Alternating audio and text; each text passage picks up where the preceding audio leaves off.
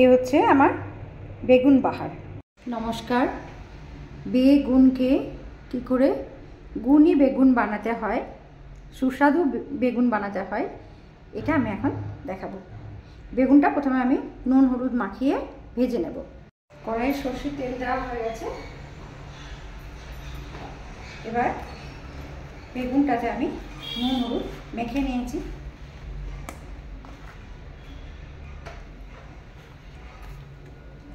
তেলটা গরম হলে একে একে আমি বেগুনগুলো দিয়ে ভেজে নেব।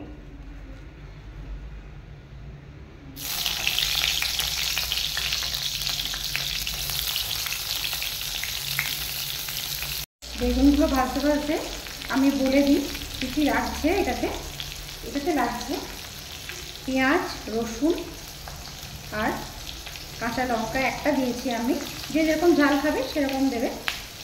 আর ধনে পাতা দিয়েছি কুচি করে লাস্টে দেওয়ার জন্য। শুকনো লঙ্কা গুঁড়ো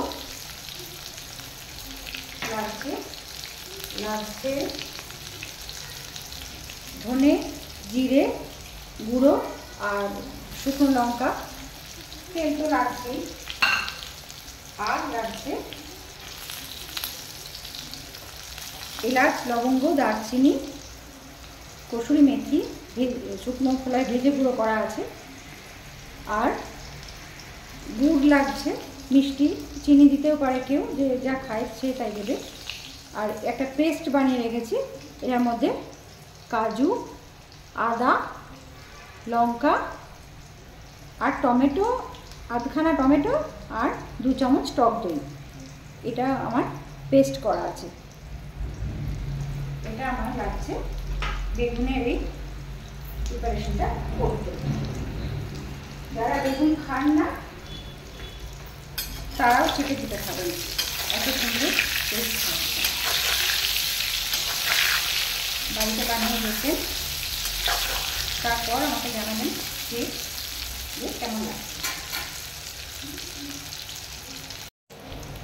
বেগুনটা আমার প্রায় ভাজা হয়ে এসেছে, একটু লাল লাল করে ভেজে নিতে হবে।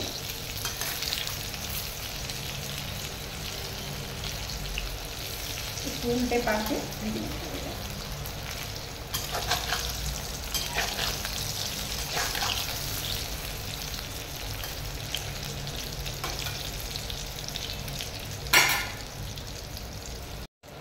বেগুনগুলো আমার ভাজা হয়ে গেছে।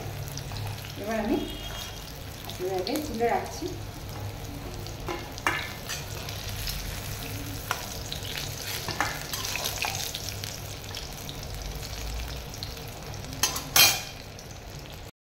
এবার আমি এই তেলের মধ্যে একটু 5 ফোড়ন দিয়ে দেবো।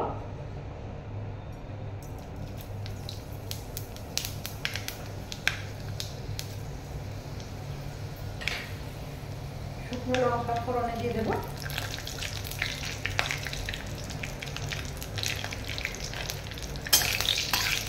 ফোড়নটা একটু ভাজা ভাজা হলে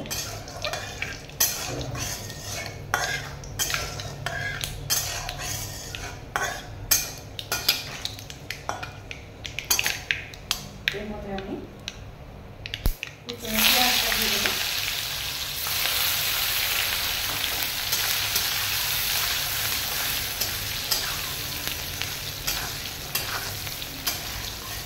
পেঁয়াজটা দেওয়ার পর আমি এলাচ, লবঙ্গ, দারচিনিটা দিয়ে দেবো।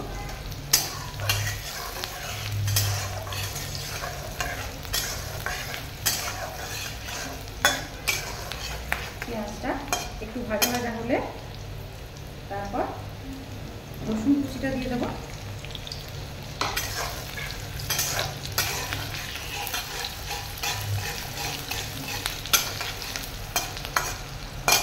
এটা ভাজা হলে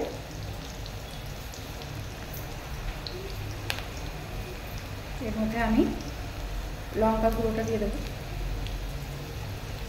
যে যেরকম ঝাল খায় সেরকম দিতে পারে, কাশ্মীরি লঙ্কা গুঁড়ো একটু দিতে পারে কালারের জন্য। এটা কষানো হয়ে গেলে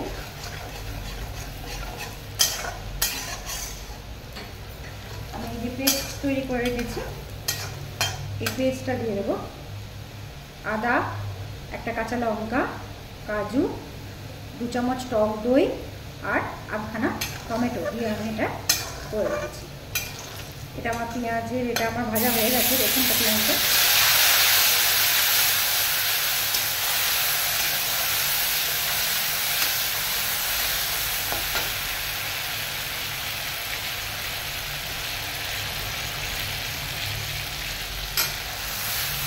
এই পেস্ট দিয়ে আমি একটু কষিয়ে নেব ভালো করে।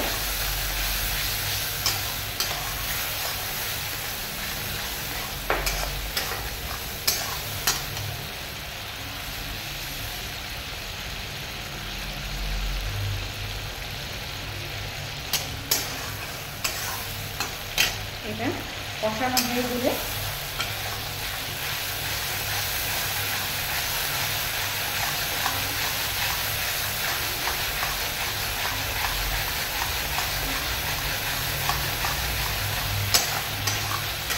এটা আমার কষানো হয়ে গেছে। কষানো হয়ে গেলে এই জিরে আর ধনের গুঁড়োটা দিয়ে দেবো।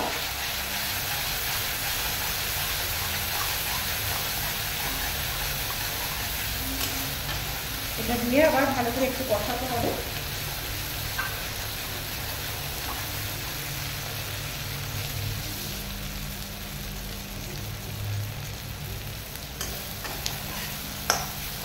এটা কষানো হয়ে গেলে তারপর গুড়ের গুঁড়োটা অল্প একটু দিয়ে দিতে হবে। যে যেরকম মিষ্টি খায়, ঝাল যারা রান্না করে তারা ঝাল মিষ্টি ব্যালেন্সটা তো এমনি বুঝতে পারে। তাছাড়াও যারা কম ঝাল খায় একটু কম দেবে, কম মিষ্টি দেবে।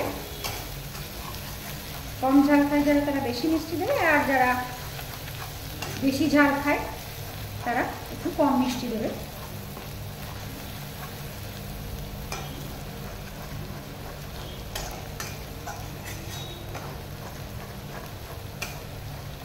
এটা আমার কষানো হয়ে গেছে। এবার আমি এর মধ্যে একটু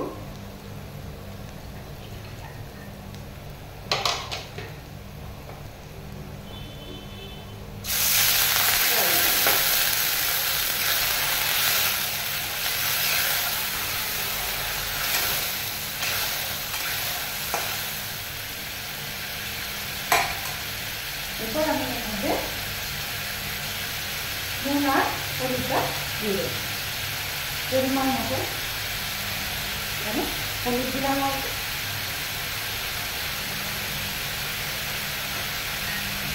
আর পরিমাণ মতো লবণ দিলাম।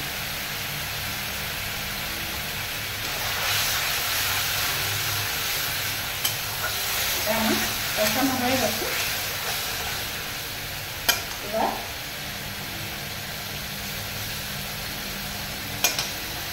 এর মধ্যে আমি এই বেগুনগুলো দিয়ে দেবো।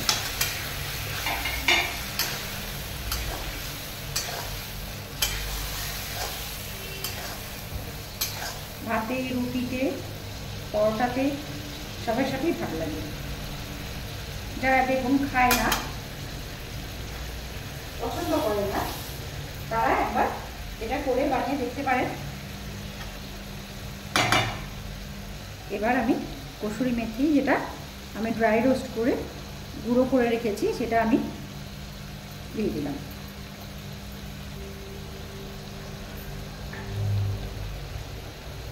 এটা করার পর আমি এটাকে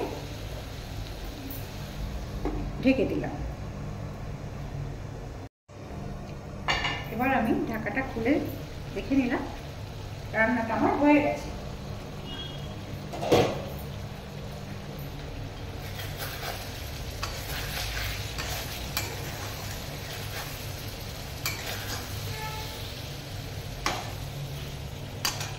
গ্যাসটা অফ করে দিলাম।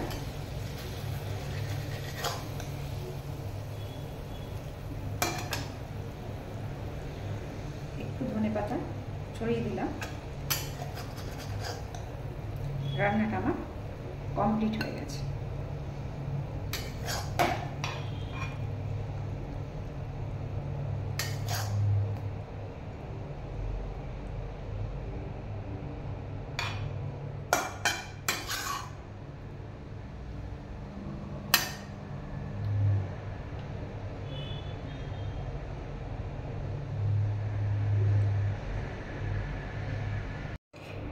এই হচ্ছে আমার বেগুন বাহার। এইভাবে বেগুনটা বানিয়ে খেয়ে আমাকে কমেন্টে জানাবেন কেমন লাগলো। ভালো থাকবেন সবাই, আর খাবারগুলোকে ভালোভাবে এনজয় করবেন। Thank you.